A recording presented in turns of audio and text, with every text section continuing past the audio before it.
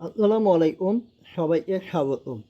আমার আরও একটি ভিডিওতে আলোচনা করছি প্রবাহী গতিবিদ্যার 2013, 2015, 2017, 2019 এবং সর্বশেষ 2021 সালে আসা প্রশ্ন দৃঢ়গতির সংজ্ঞা দাও। দেখাও যে দৃঢ়গতির ক্ষেত্রে del square P is equal to 0, del to the power 4 into psi is equal to 0। অথবা অথবা পরীক্ষায় আসতেই পারে দেখাও যে দৃঢ়গতির জন্য লাভ ফাংশন ল্যাপ্লাসের সমীকরণ সিদ্ধ করে। বেসিক্যালি এটাই আসছিল 2021-এ। তো আমরা প্রথমে শিখে নিব দৃঢ়গতি কাকে বলে। যে গতিতে প্রবাহীর বেগ অতিশয় ক্ষুদ্র, অত্যন্ত ক্ষুদ্র, তাকে দৃঢ়গতি বলা হয়। দেখেন, আমরা মূল প্রশ্নে যাই। যেহেতু প্রবাহীর বেগ অত্যন্ত ক্ষুদ্র, সুতরাং প্রবাহীকে অসংলগ্ন করা যায়, বিবেচনা করা যায়, ধরা যায়, যেভাবে বলুন না কেন। এখন আমরা সাধারণত অসংলগ্ন প্রবাহীর জন্য ভেক্টর আকারে নেভিয়ার সমীকরণ বা এনএস সমীকরণ লিখব। দেখেন, এখানে এই এনএস সমীকরণের ভেক্টর আকার হচ্ছে capital D U vector divided by dt is equal to F vector minus 1/রু into del vector P plus nu. আমাদের মনে রাখতে হবে এটা হচ্ছে নিউ। দেখেন, এটা হচ্ছে বি, স্মল ভি, আর এটা হচ্ছে নিউ। তাহলে আমাদের এখন D, capital D, capital D U vector divided by D এর মান হচ্ছে del U vector divided by del V plus U vector into del vector into U vector is equal to বাকি অংশ যা ছিল তাই বসালাম। এটাই হচ্ছে 1 নম্বর ইকুয়েশন। দেখেন, এখানে এই অংশটার হচ্ছে কি জারটু উপাদান, আর এই অংশটা হচ্ছে কি অবিচল প্রবাহ। তাহলে আমাদের অসংলগ্ন এই ইকুয়েশনের ক্ষেত্রে আমাদের জারটু উপাদান হবে 0। অবিচল প্রবাহের জন্য আমরা del U vector divided by del T সমান 0 পাবো। আর প্রযুক্ত বহির্ত বলের জন্য এক ভেক্টরের মানও 0 হবে। এই মানগুলো আমরা যখন এখানে, তারপর এখানে, দেন আমরা এফ এর মান বসাবো, তখন আমাদের এই অংশটা 0 হয়ে যাবে, এই অংশটা 0 হয়ে যাবে। আলটিমেটলি আমরা একটা নতুন সমীকরণ পেতে যাচ্ছি। দেখেন, আমরা তাহলে 1 নম্বরে মানগুলো বসাই পাবো 0 ইজ ইকুয়াল টু মাইনাস 1/রু into del vector P plus আমাদের nu into del square you vector হবে। কিন্তু আমি এখানে নোটে 2 নম্বর ইকুয়েশনটা বলে দিই নাই, তো এখানে আপনারা দিয়ে দিবেন। আপনারা যখন নোট করবেন, এটা হবে আমাদের 2 নম্বর ইকুয়েশন। এখন দেখেন, অবিচ্ছিন্নতার সমীকরণ হবে del u del x del u by del x plus del v by del y plus del ডাব্লিউ বাই ডেল জেড এর মান হবে 0। এটা আমরা দিলাম 3 নম্বর ইকুয়েশন।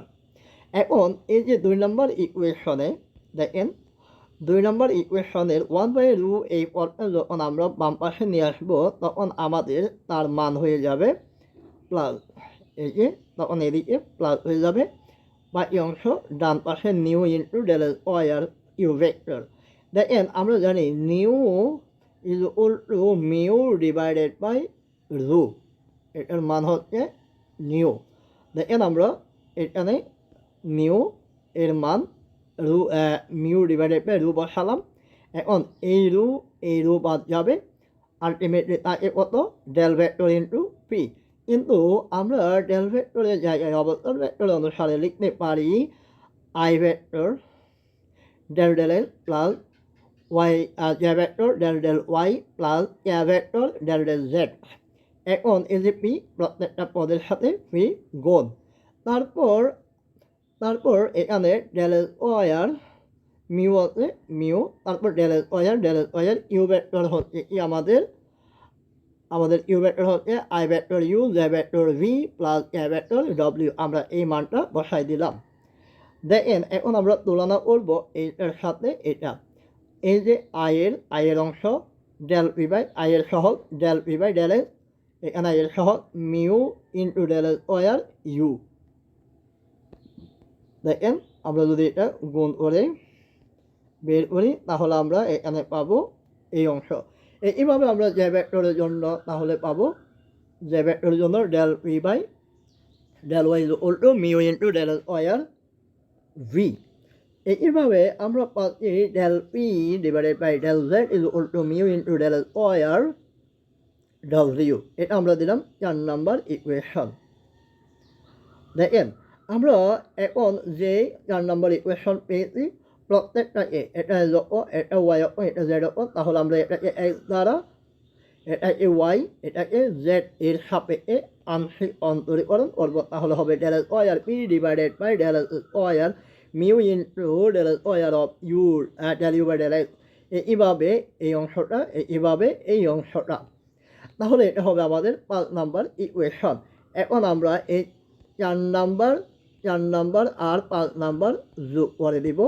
দেখেন আমরা যখন 4 এবং 5 যোগ করি তাহলে আমাদের হয় কত del square p divided by del square plus del square p divided by del Y square plus del square p divided by del z square সমান।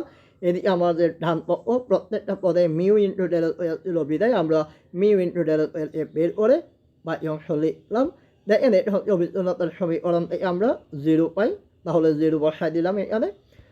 দেন আমাদের পরবর্তী ধাপ দেখেন এখানে আমরা ডেল স্কয়ার বসাইছি, দুঃখিত এখানে আমরা ডেল স্কয়ার বসাইছি। ডেল স্কয়ার দেখেন del square divided by del square plus del square del Y square plus del square divided by del Z স্কয়ারের মান আমরা লিখতে পারি ডেল অপারেটর স্কয়ার। তো এখানে আমরা এটা লিখলাম, যেহেতু আমাদের পি গুণ তাহলে পি এটা লিখলাম, তারপরে এই অংশটা হয়ে যাবে 0। আলটিমেটলি আমাদের প্রশ্নের প্রথম অংশ del square p equal to 0 বের হয়ে গেল। দেখেন যা নির্দেশ করে দীর্ঘতির জন্য চাপক্ষেত্র হারমোনিক। আবার আমরা ব্যাগের রূপাংশন সাই এর মধ্যে যে সম্পর্ক তা লিখব। দেখেন U equal to del psi by del Y এবং V equal to del minus del psi by del X. তাহলে সমীকরণ জোড় 4 এর প্রথম ও দ্বিতীয় সমীকরণ যথাক্রমে হবে। সমীকরণ 4 হচ্ছে আমাদের এই অংশটা del P by del x equal to mu into del square u. দ্বিতীয় জোট del P by del y equal to mu into del square into v. তাহলে এই দুটো আমরা নিলাম। এখন আমরা দুটাকে যে আমাদের প্রথমটাকে আমরা ওয়াইয়ের সাপেক্ষে, দ্বিতীয়টাকে আমরা এক্সের সাপেক্ষে আংশিক অন্তরীকরণ করে নিব। তাহলে আমাদের টোটালি হয় এই যে এই অংশটা, এটা হচ্ছে ওয়াইয়ের সাপেক্ষে আর এটা হচ্ছে এক্সের সাপেক্ষে। দেখেন এখানে এই যে এই অংশটা হচ্ছে del P by del Y del X, আর এই অংশটা হচ্ছে কি ডেল পি বাই দুটিতে এটা হবে ডেল স্কয়ার, এটা হবে ডেল স্কয়ার, এখানে একটা স্কয়ার হবে, এখানে একটা স্কয়ার হবে, এখানে একটা স্কয়ার হবে।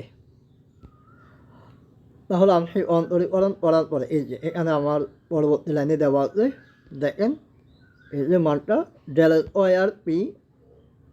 তাহলে del square p by del y into del x, এটাকে আমরা del square p by del x into del y, অর্থাৎ দুটো সেম জিনিস। তো আমরা যেহেতু বাম পক্ষ দুটো সেম জিনিস, তাহলে আমরা এটা সমান এটা লিখতেই পারি। তাহলে সেটা কত হবে mu into del square of del u by del y is equal to mu into del square del b by del x. এখন এই অংশটা এদিকে নিয়ে আসলে হবে সমীকরণের বামে আসার কারণে প্লাস মাইনাস হয়ে গেল। তাহলে এখন ডেল স্কয়ার ইউ যদি আমরা কমন নিই তাহলে আমাদের হবে del u by del y minus del b by del x. আমরা যখন ইউ এবং বি এর মান বসাইছিলাম যে সাইয়ের যে ফাংশনের মধ্যে যে সম্পর্ক, সেখান থেকে আমাদের এরকম ছিল del psi by del Y. সেখান থেকে আমরা ইউ এর মানটা বসালে আমরা পাচ্ছি এই অংশটা, অর্থাৎ del S Y R psi divided by del Y R plus del S Y R psi divided by del S Y R. এখন এই যে মিউ এই গেলে জিরো হয়ে যায়, যদিও আমাদের mu is not equal zero, তাহলে আমরা পাচ্ছি আলটিমেটলি এখানে দেখেন ডেল এস ওয়াই আর divided by del square plus del square divided by del square is equal to del operator square, অর্থাৎ দুইটা x এবং y এর জন্য। তো এখানে আমাদের এই দুইটা গুণ করলে হয় পাওয়ার 4 হবে, তাহলে del two the power 4 into সাই এর মান 0 হয়ে গেল আমাদের আঙ্কিত ফলাফল। অতএব দীর্ঘতির ক্ষেত্রে del square p is equal to 0 এবং del two the power 4 into psi is equal to 0। আশা করি সবাই বলছেন।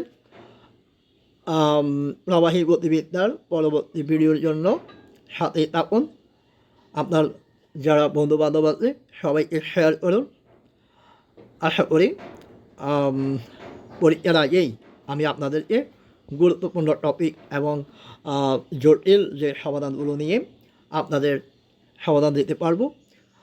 আপনাদের যদি কোনো গুরুত্বপূর্ণ টপিক থাকে তাহলে সায়েন্স বিও অথবা তিতাস এই দুটা বইয়ের পেজ নাম্বার না হলেও অন্তত পক্ষে কত সালের কত নম্বর প্রশ্ন উল্লেখ করে কমেন্ট করে জানাতে পারেন। আমি সর্বোত্তম চেষ্টা করব আপনাদের জন্য আপনাদের কাঙ্ক্ষিত সমাধান নিয়ে হাজির হওয়ার জন্য। সবাইকে ধন্যবাদ। আসসালামু আলাইকুম।